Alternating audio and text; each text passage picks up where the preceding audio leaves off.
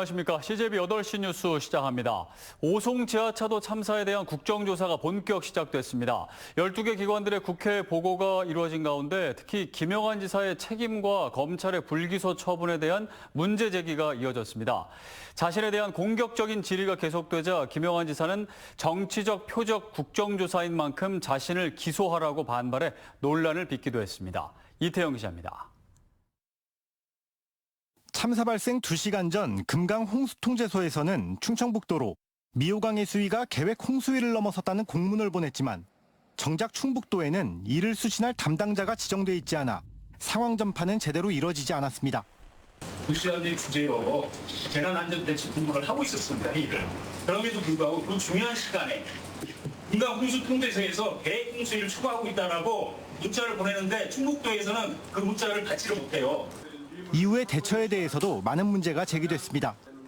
실종자들이 모두 발견되기도 이전 충북도가 오송 지하차도 사망사고라는 내용으로 법률 자문을 받았고 수사가 시작되자 여러 변호사 사무실에 김영환 지사의 변호 비용을 충북도 예산으로 사용 가능한지에 대한 질의를 한 것에 대해서도 질책이 이어졌습니다.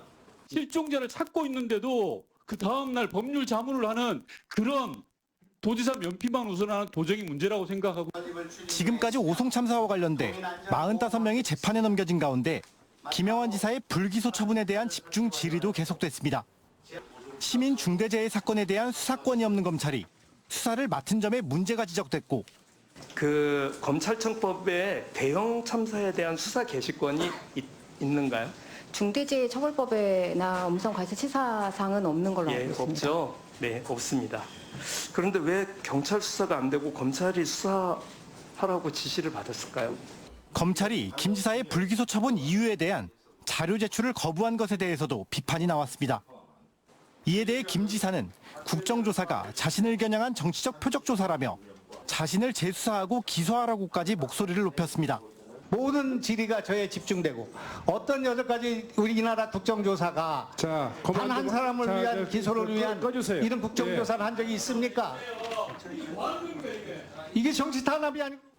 이런 김 지사의 언행은 야당 내에서도 질책을 받았습니다. 국민들의 목소리라고 받아들이시고 차분하게 설명을 하시면 됩니다.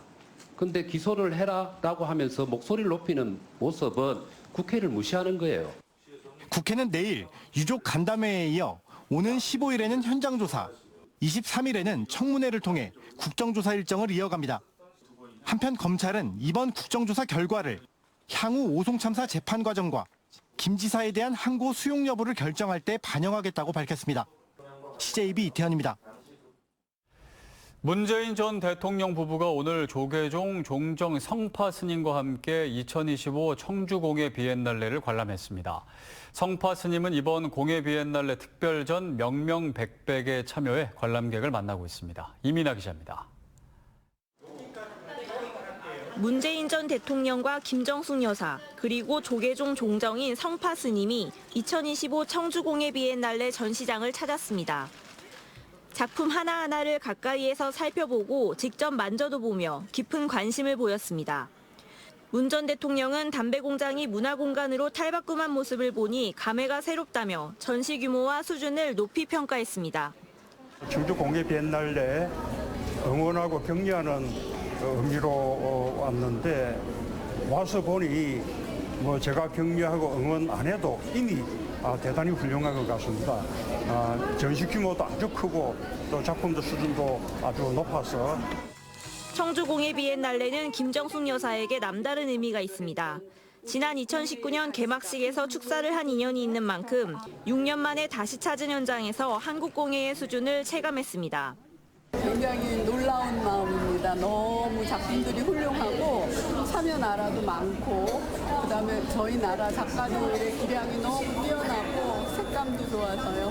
하여튼 청주 비엔날레 최고입니다. 성파 스님은 이번 공예 비엔날레에서 특별전 명명백백을 통해 깨달음의 의미를 이렇게 설파했습니다. 진리는 눈에 안 보이지만은 우리 곁에 다 있는데 그것을 명명백백이라 한 것은 명명백백하게 다 뻔하게 다 보인다 이거라. 폭 3m, 길이 100m의 한지 한 장이 던져주는 깊은 울림은 문화재조창 동부창고 6동에서 만나볼 수 있습니다. CJB 이민아입니다. 일하는 바포 운영사업단과 사업 참가 등 300여 명은 오늘 도청 앞에서 기자회견을 갖고 도의회는 일하는 바포 사업 예산을 복구하라고 촉구했습니다. 이들은 고령의 참가자들은 이 사업을 통해 일감을 얻었을 뿐만 아니라 자존감 회복과 사회적 고립 해소를 경험했다며 삭감이 현실화하면 작업장 절반이 문을 닫게 돼 어르신들의 상실감은 클 수밖에 없다고 주장했습니다. 지난 4일 도의회 정책복지위원회는 제2의 추가 경정 예산안을 심사하면서 일하는 바포 예산 34억 4천여만 원 가운데 18억 7천여만 원을 삭감했습니다. 청주시가 현도면 재활용 선별장 건립을 위한 행정 절차에 속도를 낼 수 있게 됐습니다. 중앙행정심판위원회가 현도면 주민 500여 명과 입주기업체협의회가 충북도지사를 상대로 제기한 산업단지 계획 변경 승인 취소 청구를 기각했습니다. 이들은 지난 4월 현도 일반산업단지의 폐기물 처리시설 용도를 재활용 시설로 변경 고시한 충청북도의 행정조치를 취소해달라고 요청한 바 있습니다. 청주시는 행정심판 결과를 토대로 산업단지 계획 승인 변경의 후속 절차인 관리기본계획 변경 절차를 밟을 계획입니다. 또 현도 일반산업단지 입주기업체협의회가 행정 절차에 응하지 않을 경우 충청북도의 산단관리권 위수탁 해지를 요구하거나 손해배상 청구 소송까지 검토하고 있습니다. 청주시는 이르면 다음 달 중순 재활용 선별장 조성 공사에 들어갈 계획입니다. 최근 충북대병원이 전공의를 모집한 결과 91명이 신규 채용됐습니다. 비록 정원 172명을 채우지 못했지만 수술실과 권역외상센터는 의정 갈등 이전 수준으로 운영을 할 수 있게 됐습니다. 문제는 인기 진료 과목에 대한 쏠림 현상이 심화되면서 필수 진료에 대한 공백에 대한 우려는 여전하다는 겁니다. 이완 기자의 보도입니다.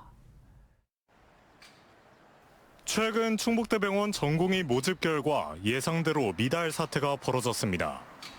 정원은 172명이지만 93명만 지원한 겁니다. 이 중 91명이 신규 채용돼 기존에 병원에 남았던 전공의를 합쳐 107명을 의료 현장에 투입할 수 있게 됐습니다. 비록 정원을 다 채우진 못했지만 수술실과 권역 외상센터 등은 의정 갈등 이전 수준으로 운영이 가능해졌습니다. 의정 갈등 시기 수면 위로 올라온 수련 환경 여건에 대해서도 개선의 여지가 생겼습니다. 근로의 개념보다는 수련의 개념 쪽으로 조금 더 많은 시간을 할애받을 수 있게끔 하는 그런 노력들을 각 병원들에서 이렇게 결국은 이제 수련 환경 개선 차원에서. 하지만 필수 의료 과목 기피 현상은 여전히 뚜렷했습니다. 외과와 심장혈관 흉부외과의 지원율은 0%, 소아과는 8%, 산부인과는 22%, 내과는 39%에 머문 반면 정신건강의학과와 정형외과는 각각 120%와 100%인 것으로 파악됐습니다. 지금은 복귀가 환영하지만 인기과만 복귀한 거에 대한 우려, 그래서 내과외과 또 산부인과, 소아과 이런 데 복귀하지 않은 이런 데는 어떤 지원책으로 마련해서 여기 복귀를 끌어낼 거냐. 전공의들이 병원으로 복귀하는 움직임이 빨라지고 있는 가운데 의정 갈등으로 더욱 열악해진 지역 의료 기반 확충 방안은 가장 큰 과제로 남아 있습니다. CJB 이환입니다.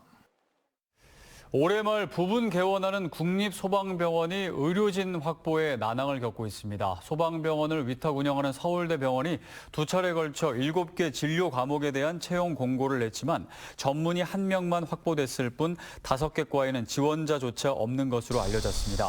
내년 상반기 정상 개원까지 총 19개 과의 전문의를 채용할 계획이지만 지방 근무 기피 현상 등으로 의료진 확보에 어려움이 예상됩니다. 충북혁신도시에 들어서는 국립소방병원은 국내 최초의 소방 전문 의료기관으로 302병상 19개 진료 과목을 갖추고 내년 상반기 정식 개원할 예정입니다. 1인 가구의 증가와 함께 소형 식기세척기에 대한 관심도 늘고 있습니다. 작동 시간이나 전기요금이 제품별 건조 방식에 따라 차이가 커 소비자의 사용 성향에 맞는 선택이 중요했습니다. 안재원 기자가 보도합니다. 한국소비자원이 소형 식기세척기 6개 제품의 품질과 경제성을 시험 평가했습니다. 우선 식기에 오염물을 발라 2시간 이상 방치하고 세척 성능을 측정한 결과 전 제품이 우수한 것으로 나타났습니다. 건조 성능은 건조 방식에 따라 차이가 났습니다. 열풍 방식인 셰프본 2개 제품과 미닉스는 식기에 수분이 거의 없이 말라 건조 성능이 우수했고, 송풍 방식인 쿠쿠전자 2개 제품, 자연 건조인 삼성전자 제품은 양호한 수준이었습니다. 제품별 세척 시간은 표준 코스에서 전 제품이 1시간 내외로 비슷했지만 건조 시간은 건조 방식에 따라 차이가 컸습니다. 열풍 건조인 셰프본, 미닉스 등 3개 제품은 건조 시간이 최대 1시간 34분이 필요했고, 자연 건조인 삼성전자 제품은 2분가량 소요됐습니다. 자주 사용하시는 경우에는 완벽한 건조가 필요한 열풍 건조 방식을 선택하시는 것이 좋겠고, 하루에 한 번 정도 사용하는 경우에는 자연 건조나 송풍 건조 방식을 선택하시는 것이 좋겠습니다. 연간 전기요금은 25,000원에서 47,000원으로 제품 간 최대 1.9배 차이가 났습니다. 송풍 건조인 쿠쿠전자 2개 제품의 전기요금이 용량 관계없이 가장 저렴했고, 열풍 건조 제품은 상대적으로 비싸 용량보다 건조 방식의 영향이 큰 것으로 조사됐습니다. 소비자원은 안전한 식기세척기 사용을 위해 반드시 전용 세제를 사용해야 한다고 조언합니다. 식기세척기에 일반 세제를 사용할 경우에 거품이 과다하게 방출되어 제품이 고장나거나 화재 감전의 우려가 있습니다. 식기세척기의 물 사용량은 약 10리터로 손 설거지 대비 10% 수준이어서 물을 크게 절약할 수 있는 것으로 확인됐습니다. CJB 안정은입니다.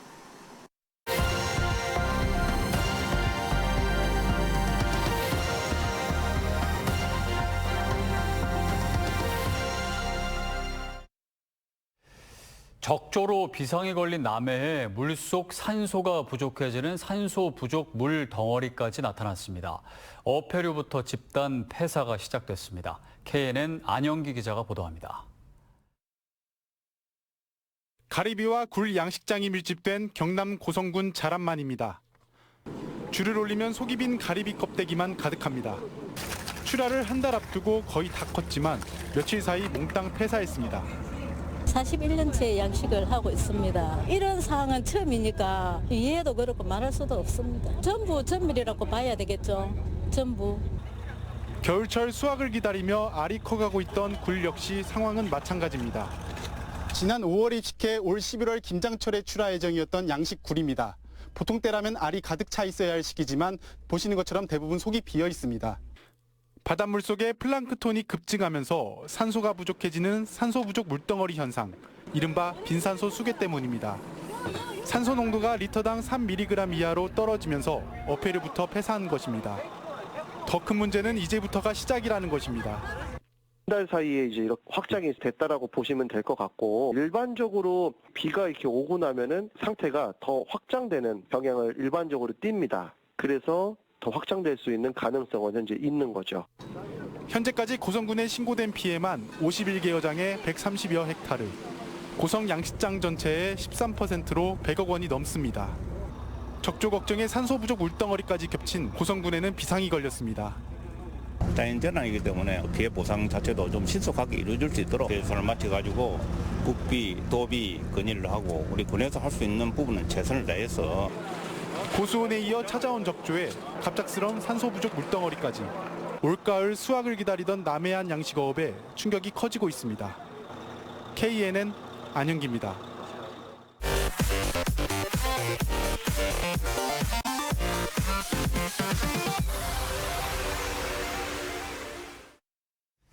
청주시가 시외버스 터미널 매각과 현대화 사업을 더 공정하게 추진하겠다고 밝혔습니다. 이를 위해 고속터미널 현대화 사업 당시와 달리 주민공청회와 여론조사 등 공론화 과정을 도입하고 입찰 공고 기간도 7일이 아닌 20일 이상으로 하겠다고 덧붙였습니다. 청주시는 졸속 추진 논란과 관련해 이미 지난 2016년부터 매각을 장기적으로 계획하고 행정 절차를 밟아왔다고 해명했습니다. 또 특정 업체와의 유착 의혹이나 사전 정보 유출 등은 사실이 아니라고 반박했습니다. 제천시의 경제활력지원금 지급 계획이 시의회 반대로 무산됐습니다. 제천시는 재정안정화기금 260억 원을 활용해 시민 1인당 20만 원의 경제활력지원금을 지급할 계획이었지만 시의회 산업경제위원회가 반대 4표, 찬성 2표로 조례안을 부결했습니다. 상임위 다수를 차지한 국민의힘 의원들은 선심성 논란과 재정 건전성 문제를 이유로 반대했습니다. 충북교육청이 2026학년도 유초 특수 신규교사 158명을 선발합니다. 공립은 유치원 45명, 초등 78명, 특수 34명 등 157명을 뽑고 사립은 1명을 위탁 선발합니다. 원서 접수는 오는 22일부터 26일까지이며 1차 시험은 11월 8일에 치러집니다. SK하이닉스가 충북교육박람회 성공 개최를 기원하며 충북교육청에 5천만 원을 전달했습니다. 이후 SK하이닉스 부사장은 교육축제에 함께할 수 있어 기쁘다며 앞으로도 지역과의 상생을 위해 다양한 노력을 기울이겠다고 말했습니다. 윤건영 교육감은 학생들의 교육문화 활동과 복지 증진을 위해 소중히 사용하겠다며 감사의 뜻을 전했습니다. 충북의 경제활동 참가율이 전국 상위권인 것으로 나타났습니다. 통계청에 따르면 올 7월 기준 충북의 경제활동 참가율은 68.6%로 전국에서 2번째로 높았습니다. 경제활동 참가율이 높을수록 일하고자 하는 사람이 많다는 것과 노동시장이 건전하다는 것을 의미합니다. 한편 충북의 고용률은 73.3%로 전국에서 2번째로 높았고 실업률은 1.3%로 가장 낮았습니다. 청주지방법원은 내연녀의 집에 찾아간 아내에게 흉기를 휘두른 50대 남성 A씨에게 징역 6년을 선고했습니다. A씨는 지난 4월 청주시 내숲의 한 빌라 주차장에서 자신이 아내에게 흉기를 휘둘러 살해하려 한 혐의를 받습니다. 재판부는 A씨가 피해자에게 상당 기간 치료가 필요한 상처를 입혔으나 합의에 이르지 못했다고 양형 이유를 설명했으며 A씨는 이 판결에 불복해 항소했습니다.